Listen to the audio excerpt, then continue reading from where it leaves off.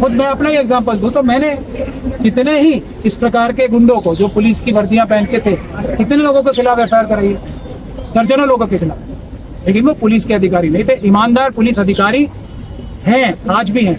वो ना हो तो ये लॉ एंड ऑर्डर खत्म हो जाए, लेकिन वो भी दम घुट रहा है हम लोगों को।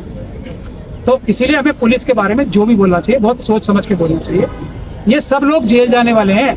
मैं पहले तो देखिए, मैं वकील हूँ तो कोई किसी से मैं काम नहीं मांग सकता।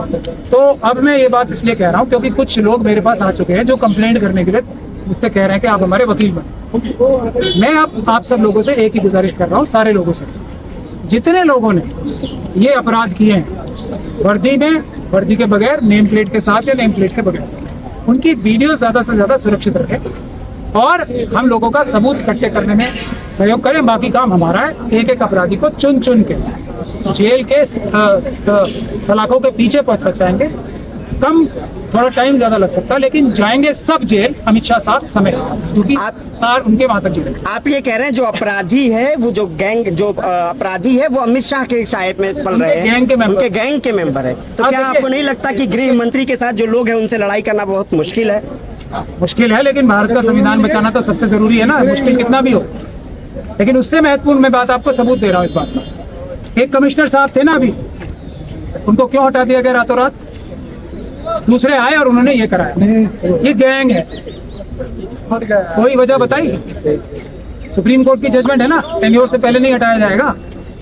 इस पद पे बैठे, कमिश्नर के पद पे बैठे, उनके इस तरह के पदों पे बैठे व्यक्ति को 2 साल से पहले नहीं हटाया जाएगा।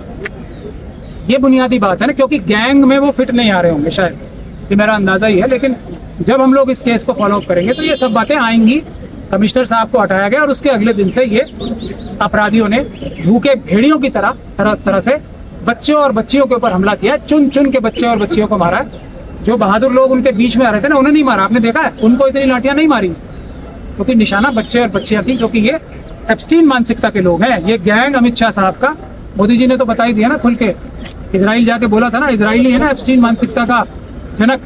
वहां जाके इजराइल को मोदी जी ने स्वयं अपना फादरलैंड बोला है। तो ये सब जो सीखा जा रहा है वो एप्स्टीन मानसिकता का है।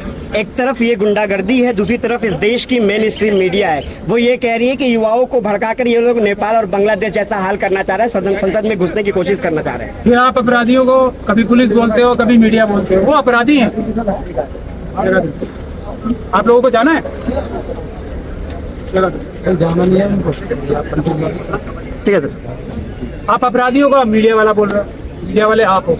वो अपराधी हैं, वो अमित शाह साहब के गैंग के मेंबर, वो क्रिमिनल्स हैं, देशद्रोही। इस बात को समझो आप। उन सबको भी जेल जाना है ना, साजिश में तो ये सब शामिल है ना। इन छोटी बच्चियों को जो अपराधी बता रहे हैं वो जेल जाएंगे, बचेगा नहीं।